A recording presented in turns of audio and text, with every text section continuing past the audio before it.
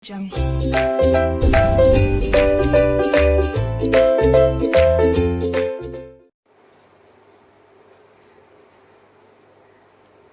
আলাইকুম। মাধ্যমিক রসায়নের chapter 6 concept of mole and chemical counting এর দ্বিতীয় ক্লাসে আপনাদের সবাইকে স্বাগতম। আমরা প্রিভিয়াস ক্লাসে 3টি ম্যাথ দিয়েছিলাম আপনাদেরকে। আজকে আমরা সেগুলো সমাধান করার চেষ্টা করব। চলুন আমরা সমাধান করি। প্রথম ম্যাথটি হলো 1 গ্রাম H2OA কতগুলো H2O থাকে। তাহলে আগে আমরা দেখি H2O means 1 into 2 plus 16 is 18. তাহলে H2 এর আণবিক ভর আমরা পেয়ে গেলাম 18। মোলের অঙ্ক করার ক্ষেত্রে আমরা সবসময় আণবিক ভর বের করে নেব।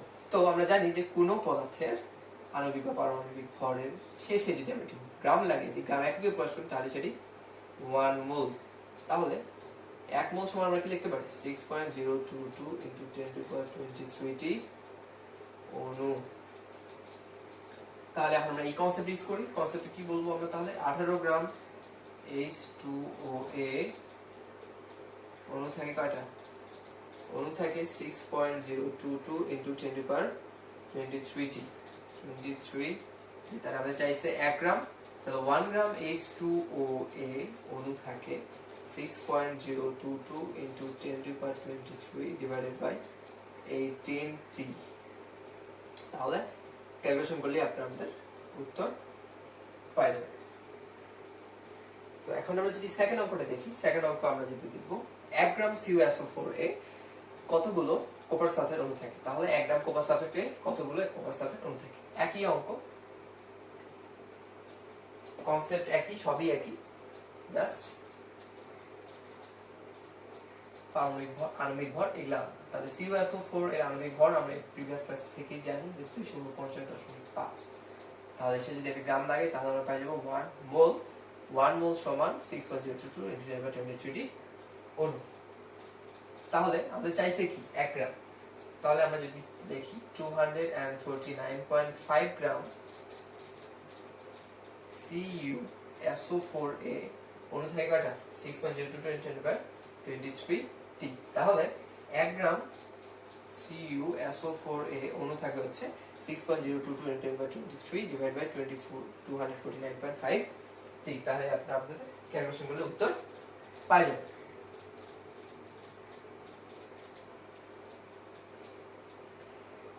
নেক্সট যে অঙ্কটা আছে এটারও সেম কনসেপ্ট, জাস্ট একটু ডিফারেন্ট ওয়ে আমরা অঙ্কটা করব। 5 গ্রাম CO2 এ কত মোল CO2 বিদ্যমান। তাহলে CO2 এর আণবিক ভর 44, কার্বন 12 প্লাস 16 into 2, অক্সিজেন এর দুইটা 44 গ্রাম। তাহলে এটাকে আমরা বলতে পারি 1 মোল। তাই এখান থেকে আমরা কি লিখতে পারি যে 44 গ্রামে কত মোল? 44 গ্রাম CO2 এ কত মোল? 1 মোল। তাহলে 1 গ্রাম CO2A 1 divided by 44 মোল। তাহলে অতএব 5 গ্রাম CO2A 1 into 5 divided by 44 মোল। তাহলে উত্তর আপনারা পাওয়া যাবে এত মোল CO2। এই গেল আমাদের প্রিভিয়াস ক্লাসের ম্যাথগুলো। তো আজকে আমরা শিখবো প্রথমত গ্যাসের মোলার আয়তন নিয়ে কথা বলবো আমরা, এবং সেকেন্ডে আমরা পড়বো মোলার দ্রবণ নিয়ে, মোলার সলিউশন, আর মোলার ভলিউম অফ গ্যাস। এই দুটো বিষয় আমরা শিখবো।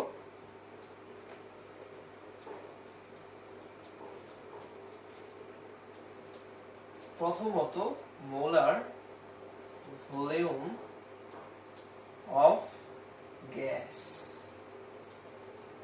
তাহলে এখন যদি আপনাদেরকে জিজ্ঞাসা করা হয় যে what is molar volume of gas, molar volume of gas কি, তো এরকম সংজ্ঞা দেওয়ার ক্ষেত্রে প্রথমেই আমরা টার্ম ধরে ধরে আঁকাবো। তো এখানে আমাদের বলছে মোলার, তো সামনে যদি কিছু না থাকে তাহলে আমরা ধরবো এটা 1 মোলার, ধরলাম আমরা এটা 1 মোলার।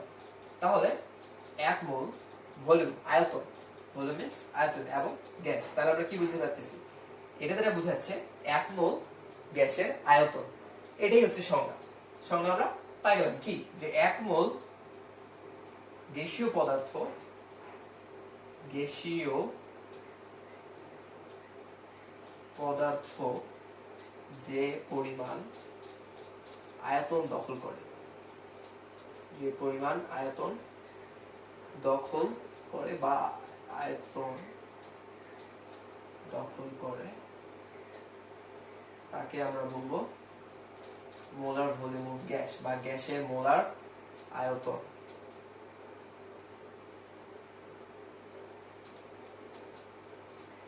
ঠিক আছে, তাহলে এই মোলার ভলিউম অফ গ্যাস আমরা কিভাবে পরিমাপ করব? এই পরিমাপের জন্য একটা ফ্যাক্ট আছে, ফ্যাক্টটা হলো কন্ডিশন, মানে শর্ত বলতে পারি আমরা, এসটিপি সংক্ষেপে কন্ডিশনটা। তো এটাকে আমরা বাংলায় বলতে পারি স্ট্যান্ডার্ড প্রমাণ অবস্থা বা আদর্শ। আচ্ছা, তাহলে S stands for standard, S for standard, and T for what? Temperature, and P for pressure.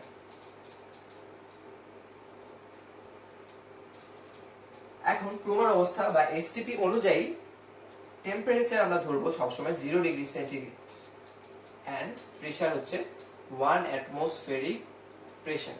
তাহলে আমরা লিখতে পারি যে এস 0 ডিগ্রি সেন্টিগ্রেড এবং 1 অ্যাটমসফেরিক প্রেসারকে আমরা একত্রে বলতে পারি কি? একত্রে আমরা বলতে পারি প্রমাণ অবস্থা বা স্ট্যান্ডার্ড কন্ডিশন বা আদর্শ, যাই বলি না কেন একই জিনিস। তো এটা হচ্ছে আমাদের এসটিপি। এখন আমরা দেখবো যে এসটিপি অনুযায়ী মোলার ভলিউম অফ গ্যাস কত। এসটিপি অনুযায়ী 1 মোল যে কোনো গ্যাসের আয়তন হবে আমাদের 22.4 লিটার। 22.4 লিটার। তাহলে এটা আমরা এই কনসেপ্ট আমরা ইউজ করব যে এসটিপি অনুযায়ী 0 ডিগ্রি সেন্টিগ্রেড এন্ড 1 অ্যাটমসফেরিক চাপে 1 মোল যে কোনো গ্যাসের আয়তন আমরা পাবো 22.4 লিটার।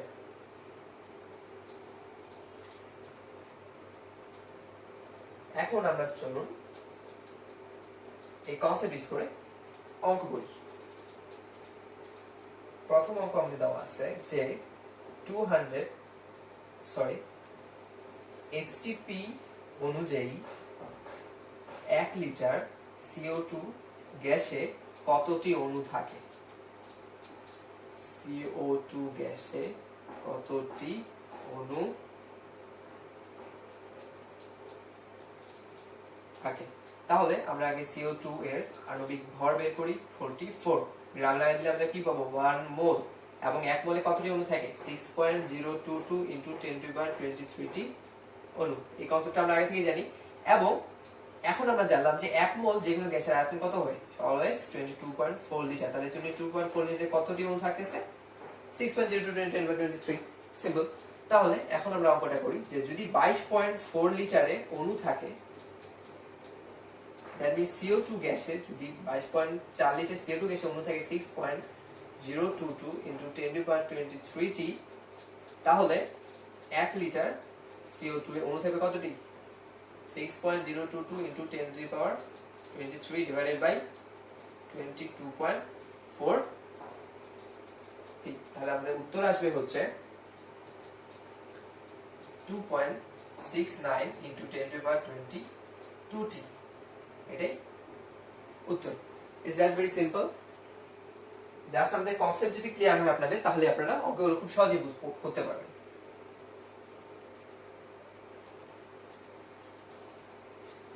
এরপর আমরা আরেকটি অঙ্ক দেখি যে 5 মোল CO2 গ্যাসের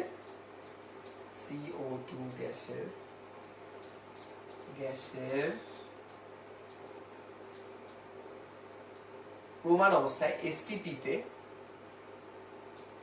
আয়তন কত?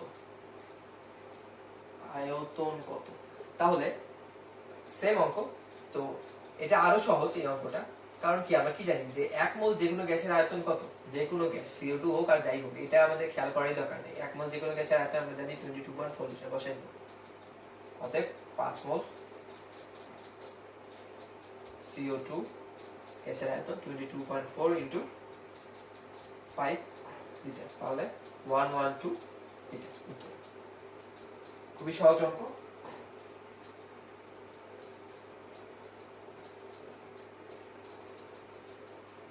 তো এই গেল আমাদের মোলার ভলিউম অফ গ্যাস, গ্যাসের মোলার আয়তন। তো what is molar volume of gas? 1 মোল গ্যাসীয় পদার্থ যে পরিমাণ আয়তন দখল করে তাকেই বলবো আমরা মোলার ভলিউম অফ গ্যাস। এবং এসটিপি অনুযায়ী standard temperature pressure 0 degree centigrade এবং 1 অ্যাটমসফিয়ারিক চাপে 1 মোল যে কোনো গ্যাসের আয়তন 22.4 লিটার। এই দুটি কনসেপ্ট আমরা ব্যবহার করব। এখন আমরা আসি হোয়াট, এখন আমরা আসব মোলার দ্রবণ, মোলার দ্রবণ সলিউশন। তার আগে আমরা হোয়াট ইজ সলিউশন, সলিউশনটা আগে দেখে আসি। তো আমরা পড়ে আসি ক্লাস 6, 7, 8 এ যে দ্রবণ মিন্স দ্রব প্লাস দ্রাবক, দ্রব প্লাস দ্রাবক। ইংলিশে যদি আমরা বলি, ইংলিশ টার্ম হচ্ছে দ্রাবক, ইংলিশ টার্ম সলভেন্ট, দ্রবর ইংলিশ টার্ম সলিউট এবং দ্রবণ হচ্ছে সলিউশন। আমরা ইংলিশ টার্ম ইউজ করতেছি যাতে ইংলিশ মিডিয়ামের শিক্ষার্থীরাও আপনারাও বুঝতে পারেন। এখন দ্রবণ সমান কি? দ্রব প্লাস দ্রাবক। এখন আমরা একটি উদাহরণের মাধ্যমে সলিউশনটা বোঝার চেষ্টা করি। সাপোজ একটি পাত্রে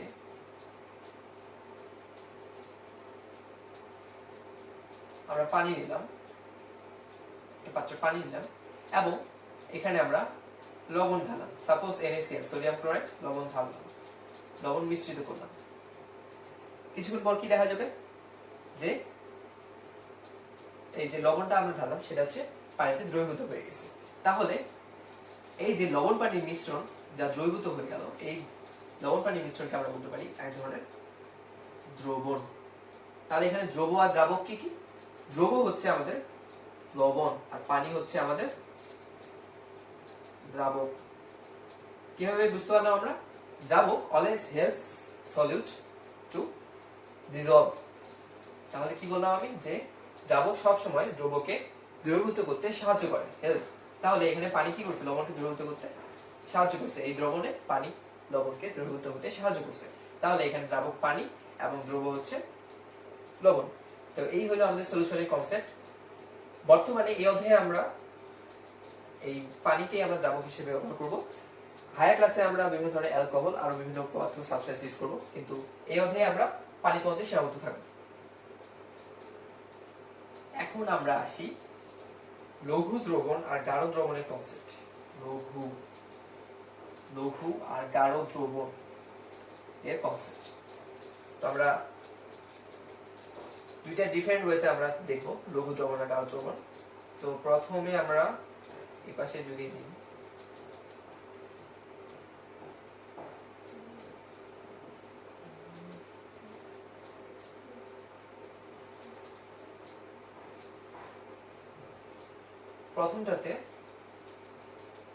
প্রথম আমরা দেখি প্রথম উদাহরণটি। সাপোজ এখানে 250 মিলিলিটার, এখানেও 250 মিলিলিটার পানি আছে। এখানে আমরা ঢাললাম 10 গ্রাম NaCl আর এখানে আমরা ঢাললাম 15 গ্রাম NaCl। এখানে আমরা ঢাললাম 10 গ্রাম NaCl এবং এখানে আমরা ঢাললাম 15 গ্রাম NaCl, 15 গ্রাম লবণ ঢাললাম। তাহলে আপনারা বলুন তো কোনটি লঘু আর কোনটি গাঢ়? আশা করি আপনারা ধরতে পেরেছেন যে যেখানে দ্রবের পরিমাণটা বেশি সেটা হচ্ছে গাঢ়। তাহলে আমরা বলতে পারি যে ভলিউম যদি সেম হয় তাহলে যেই পাত্রের দ্রবের পরিমাণ বেশি, বা দ্রবের পরিমাণ বেশি সেটা কি? গাঢ়। এবং ভাইস ভার্সা মিন হোয়াট? যে ভলিউম যদি সেম হয় তাহলে যে পাত্রে দ্রব কম সেটা লঘু আর যে পাত্রে দ্রব বেশি সেটা কি? গাঢ়। এখন আমরা এখানে আসি।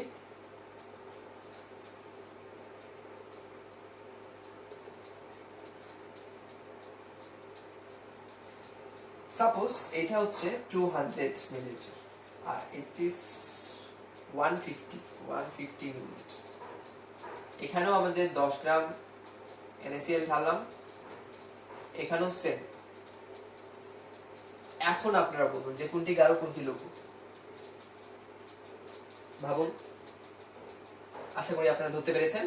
তো এটি খুবই সহজ যে যেই পাত্রে আয়তন কম সেটি কি গাঢ়। তাহলে আমরা বলতে পারি যে যদি দ্রবের পরিমাণ সেম হয়, দ্রবের পরিমাণ যদি সেম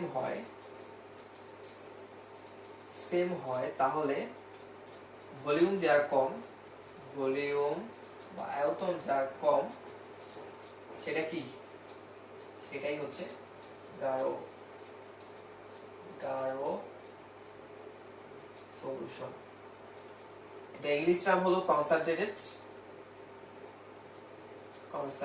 সলিউশন এবং লঘু হচ্ছে ডাইলুট সলিউশন।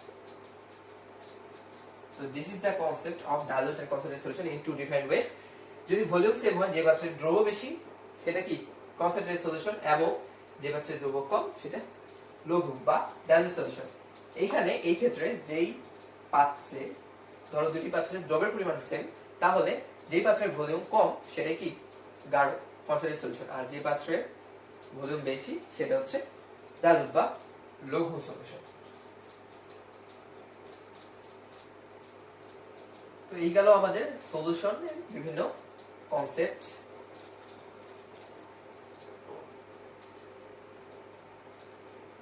এখন আমরা আসি হোয়াট ইজ মোলার সলিউশন। আমরা প্রথমেই বলেছিলাম যে টার্ম ধরে ধরে আমরা আগাবো। তাহলে এখানে আছে মোলার, আমি মোলার থাকলে আমি কি বলছিলাম যে এক ধরে নিতে, suppose so it's 1 molar solution. তাহলে 1 মোলার সলিউশন কাকে বলে? তাহলে আমরা যদি দেখে নিই, সলিউশন বলছে দ্রবণ বলছে, এটাই সহজ। টার্ম ধরে যদি দিয়ে আমরা আগাই, যদি 1 লিটার দ্রবণে অথবা 1 লিটার সলিউশনে যদি 1 মোল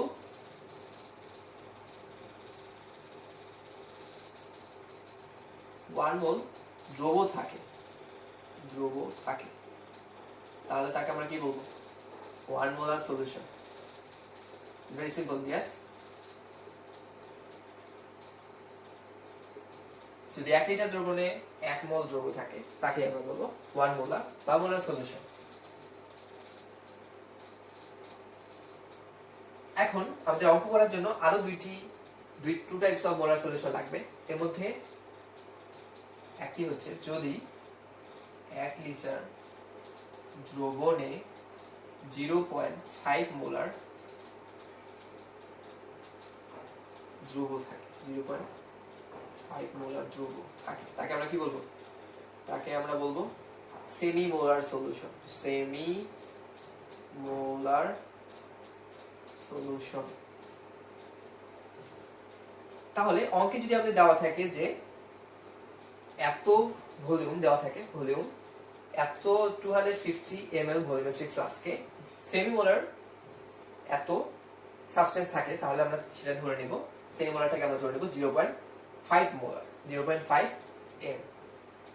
আরেকটি কনসেপ্ট হচ্ছে যদি 1 লিটার দ্রবণে 0.1 মোলার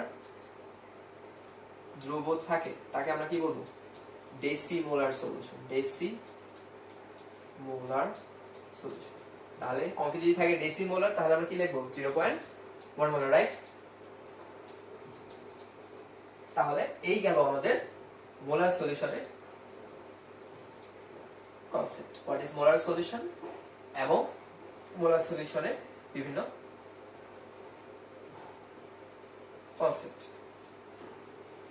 আজকে আমরা আরেকটি সূত্র দিয়ে শেষ করব। সেই সূত্রটি হচ্ছে W equals to SVM divided by 1000।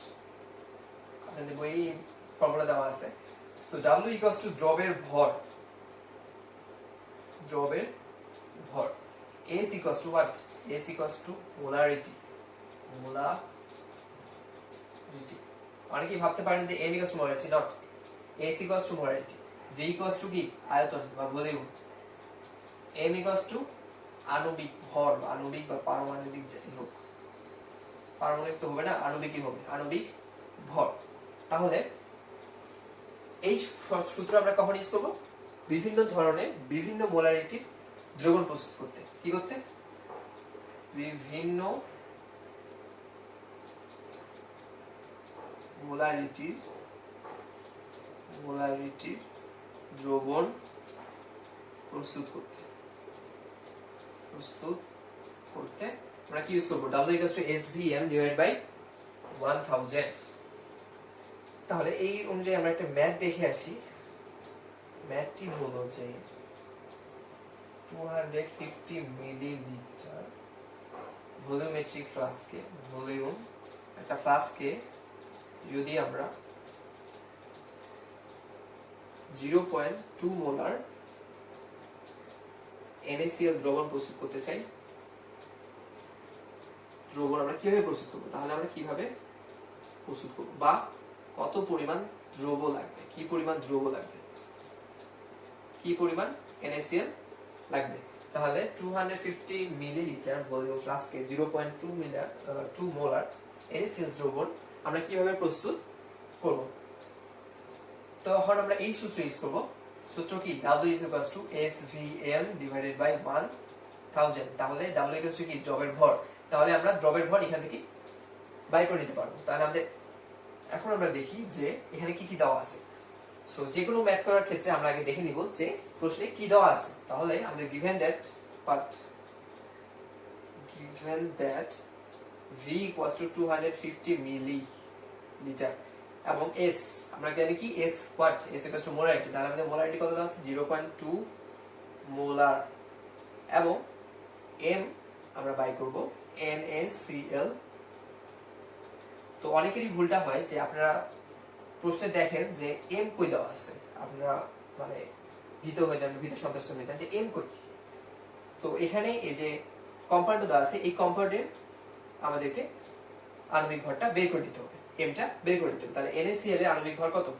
23 plus 35.5, তাহলে 58.5 গ্রাম আণবিক ভর। তাহলে আমরা এখানে বসাই দিই S = 0.2, V = 250 and M = 58.5 divided by 1000। তাহলে এটা বের করলে আমরা পাবো 2.925 গ্রাম। তাহলে এই পরিমাণ NaCl আমাদের লাগবে কি করতে? 0.2 মোলার NaCl 250 লিটার ভলিউমে দ্রবণ তৈরি করতে আমাদের লাগবে 2.925 গ্রাম NaCl। তো এইভাবে আমরা বিভিন্ন মোলারিটির দ্রবণ আমরা প্রস্তুত করতে পারি।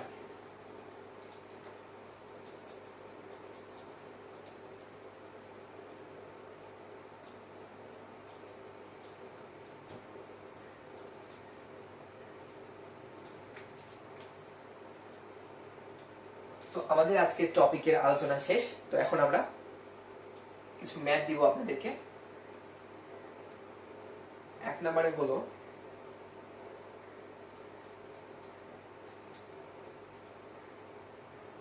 যে 100 মিলিলিটার দ্রবণে 4 গ্রাম NaOH থাকলে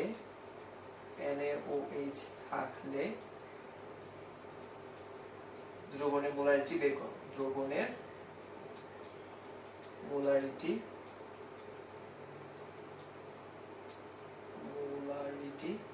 বের করো। দ্বিতীয়ত হচ্ছে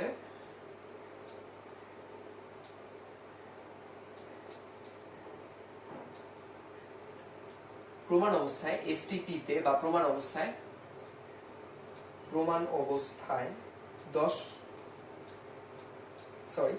5টি CO2 অণুর আয়তন কত? 5টি CO2 অণুর আয়তন কত?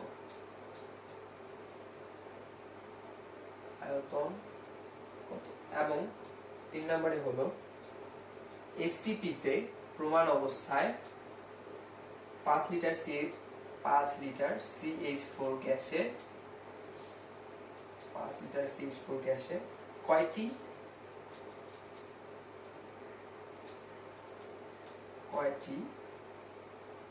CH4 পরমাণু আছে, CH4 অণু আছে।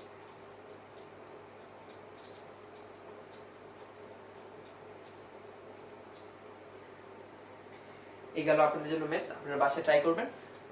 নেক্সট ক্লাসে আমরা এগুলো সমাধান করার চেষ্টা করব। আজ এই পর্যন্তই। নেক্সট ক্লাস পর্যন্ত ভালো থাকবেন, সুস্থ থাকবেন, স্পার্ক এডুর পক্ষেই থাকবেন। ধন্যবাদ।